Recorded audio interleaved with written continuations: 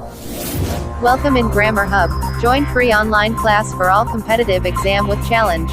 Subscribe now and click the bell icon also. Thank you. नमस्कार दोस्तों, मैं हूं वेद प्रकाश मौर्य। ग्रामर हब में आप सभी का बहुत बहुत स्वागत करता हूं। मैं उम्मीद करता हूं कि आप लोग स्वस्थ होंगे। तो गाइस, आज हम आप लोगों के लिए लेकर के आए हैं टेंस का पार्ट 2, जिसमें हम फ्यूचर टेंस के बारे में स्टडी करेंगे। तो जो स्टूडेंट्स नए हैं, पिछला वीडियो नहीं देखे हैं, तो वे पिछले वीडियो को अवश्य देख लें, जिसका लिंक मैंने डिस्क्रिप्शन बॉक्स में दे दिया है। तो गाइस, अगर अभी तक आप मेरे चैनल को सब्सक्राइब नहीं किए हैं तो सब्सक्राइब कर लीजिए, बेल आइकन को भी क्लिक कर लीजिए, क्योंकि इस चैनल पर आपको इंग्लिश ग्रामर को रटना नहीं, कॉन्सेप्ट सीखना है। ठीक है, तो जिसको पढ़ने के बाद आप स्वयं क्वेश्चंस को चैलेंज करेंगे। तो चलिए स्टूडेंट्स, अब हम लोग बात करते हैं टाइम के बेसिस पर फ्यूचर टेंस के बारे में। ठीक है, तो सबसे पहले हम बात करते हैं इसके रिकॉग्नाइजेशन की, मतलब पहचान की। हम कैसे पहचानेंगे कि किसी भी सेंटेंस, किसी भी वाक्य फ्यूचर टेंस में ही है। ठीक है, तो मैंने पिछले वीडियो में बताया था कि अगर हिंदी के सेंटेंस में उसके अंत में गा, गी, गे आदि जैसे शब्द रहेंगे तो वे फ्यूचर टेंस में कहलाएंगे। ठीक है, ये तो हो गया फ्यूचर टेंस के रिकॉग्नाइजेशन की बात। अब हम बात करते हैं एक्सिलरी वर्ब की। ये एक्सिलरी वर्ब क्या होता है? एक्सिलरी वर्ब मतलब हेल्पिंग वर्ब। Helping verb. अब ये हेल्पिंग वर्ब क्या होता है? हेल्पिंग वर्ब मतलब सहायक क्रिया, ऐसी क्रिया, ऐसा वर्ब जो हमें फ्यूचर टेंस में ट्रांसलेट करने में हेल्प करते हैं। ठीक है, तो फ्यूचर टेंस का जो एक्सिलरी वर्ब होता है वो विल और शैल होता है। अब प्रश्न ये उठता है कि हम विल कहाँ यूज करें और शैल कहाँ यूज करें। ठीक है, तो ये जो विल होता है ये ऑल सब्जेक्ट के साथ यूज होता है। ये ऑल सब्जेक्ट के साथ यूज होता है, आई और वी को छोड़ करके। मतलब आई और वी के साथ सिर्फ शैल लगता है और बाकी जितने भी सब्जेक्ट्स हैं सबके साथ विल लगेगा। ठीक है, ये तो हो गया इसके एक्सिलरी वर्ब की बात। मैंने बताया था कि टेंस में हमको 3 सेंटेंस के बारे में पढ़ना है। पहला है अफर्मेटिव, दूसरा है निगेटिव और तीसरा है इंट्रोगेटिव। तो चलिए अब हम बात करते हैं सबसे पहले अफर्मेटिव सेंटेंस के बारे में, उसके रूल्स के बारे में। ठीक है, तो स्टूडेंट्स, अफर्मेटिव सेंटेंस का जो रूल होता है, सेंटेंस को यानी हिंदी सेंटेंस को इंग्लिश में ट्रांसलेट करने का, ठीक है, वो होता है सबसे पहले सब्जेक्ट, उसके बाद में विल और या फिर शैल, उसके बाद में मेन वर्ब का फर्स्ट फॉर्म, उसके बाद में ऑब्जेक्ट, उसके बाद में अदर वर्ड्स।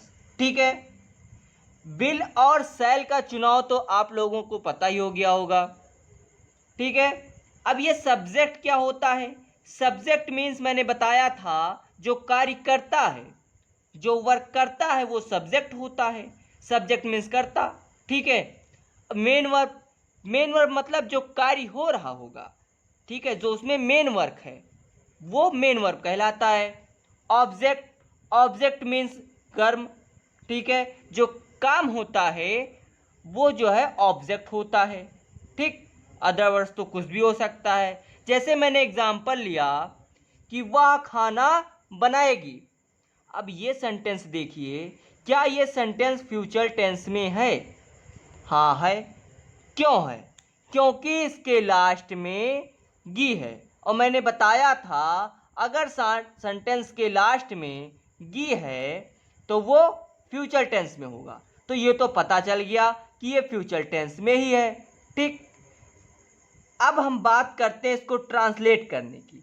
तो इसको जो ट्रांसलेट करने का रूल होता है वो होता है सबसे पहले सब्जेक्ट। सब्जेक्ट क्या है? वह, वह की इंग्लिश ही और सी दोनों होता है। अब हमें इसमें भी चुनाव करना है कि ही लगाएं या फिर सी लगाएं। तो देखेंगे अगर सेंटेंस फीमेल है, ठीक है, तो सी लगाएंगे, अगर मेल है तो ही लगाएंगे।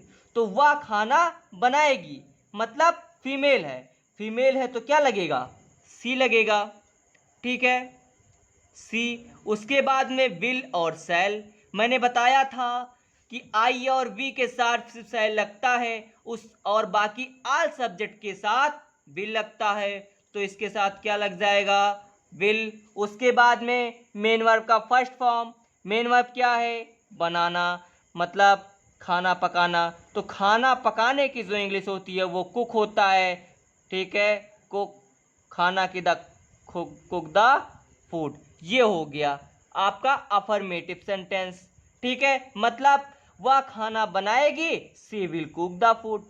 अगर यही सेंटेंस निगेटिव में हो, ठीक है, अगर ये सेंटेंस निगेटिव में हो तब क्या होगा, निगेटिव में हो तो गाइस ज़्यादा कुछ भी चेंजेस नहीं होते हैं, बस क्या हो जाता है, विल और शैल के बाद नॉट लग जाता है, ठीक है, ये देखिए नॉट लग जाता है, उसके बाद में सारा सब कुछ वही रहता है, ठीक है, ऑब्जेक्ट प्लस अदर वर्ड्स, ठीक है।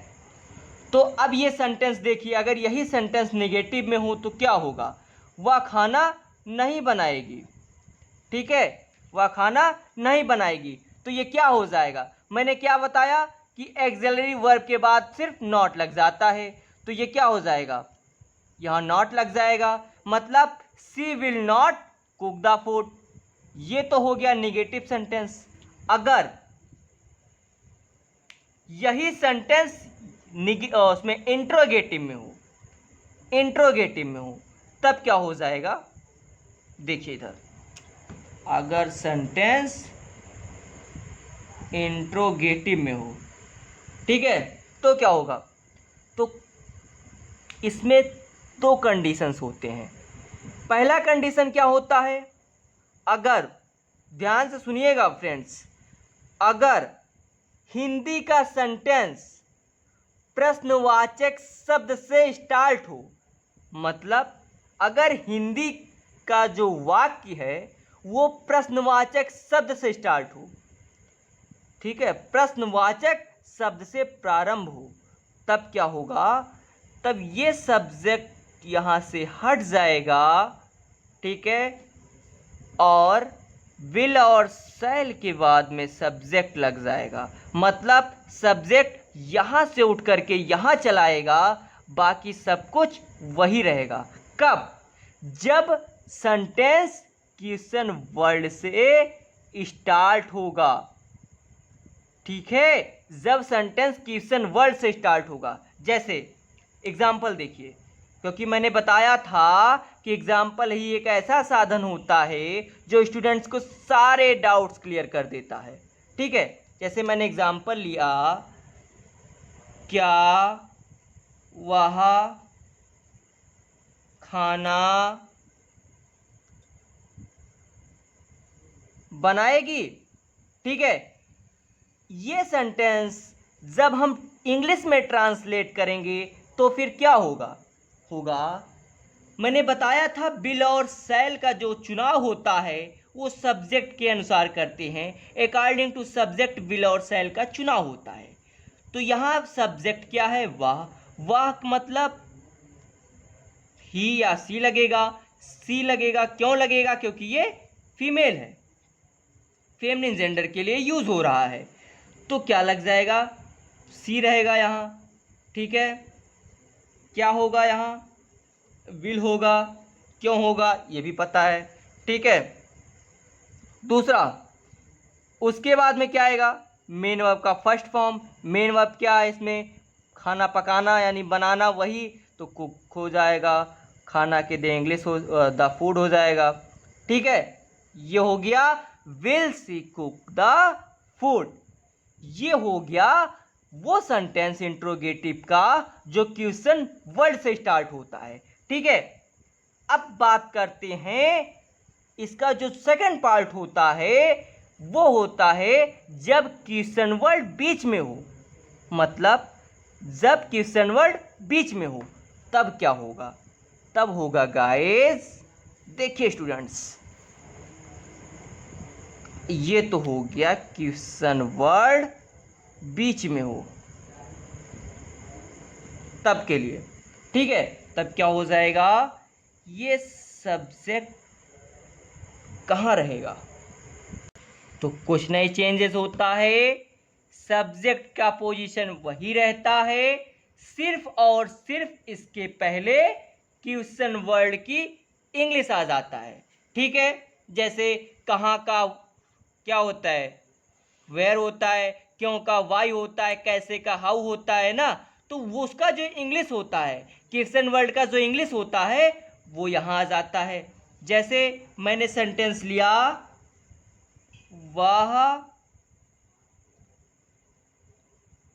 खाना क्यों पकाएगी? ठीक है, वह खाना क्यों पकाएगी? ठीक है, अब सेंटेंस देखिए, यहां जो क्वेश्चन वर्ड है वो बीच में है। ठीक है, मैंने क्या बताया, अगर क्वेश्चन वर्ड बीच में हो तब क्या होगा? क्वेश्चन वर्ड की इंग्लिश लिखी जाएगी। ठीक है, तो इसका क्यों की इंग्लिश क्या होगा? वाई। ठीक है, तो सबसे पहले क्या आएगा? वाई, उसके बाद में विल या फिर शैल लगेगा। तो मैंने बताया था विल और शैल का चुनाव ऑलवेज सब्जेक्ट के अनुसार ही होता है, या फिर एक्टिव हो, पैसिव हो, डायरेक्ट इनडायरेक्ट कुछ भी हो, अगर एक्सिलरी वर्ब का चुनाव करना है तो उसके सब्जेक्ट के अनुसार ही होगा। ठीक है, तो इसके बाद में क्या होगा? विल होगा। क्यों होगा? क्योंकि यहाँ सी लगेगा और सी के साथ विल लगता है। ठीक है, तो ये हो जाएगा वाई विल सी। उसके बाद में मेन वर्ब का फर्स्ट फॉर्म, पकाने की इंग्लिश कुक, उसके बाद द फूड। ठीक है guys, why will she cook the food, वह खाना क्यों पकाएगी। ठीक है, अगर गाइस स्टूडेंट्स यही सेंटेंस निगेटिव में हो, मतलब इंट्रोगेटिव के साथ में निगेटिव में भी हो, तो कुछ नहीं होता है, ज़्यादा कुछ चेंजेस नहीं होते हैं, बस विल और शैल के बाद यानी ऑलवेज एक्सिलरी वर्ब के बाद नॉट लग जाता है। ये हो जाता है why will not she cook the food. ठीक है, तो गाइस मैं उम्मीद करता हूं कि आप लोगों को ये वीडियो पसंद आया होगा। नेक्स्ट वीडियो में हम स्टार्ट करेंगे वर्क के बेसिस पर। अभी तो हम लोग बात कर रहे थे टाइम के बेसिस पर, फ्यूचर टेंस के बारे में।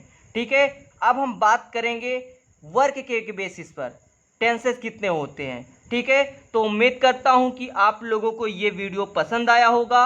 अगर आपको टेंस के बेसिक से को अभी तक जितना मैंने आप लोगों को पढ़ाया है, अगर उसमें कोई भी डाउट होगा तो आप कमेंट बॉक्स में लिख करके पूछ सकते हैं। ठीक है, मैं आपको उसका तुरंत मैं रिप्लाई दूंगा, उसका सलूशन बताऊंगा।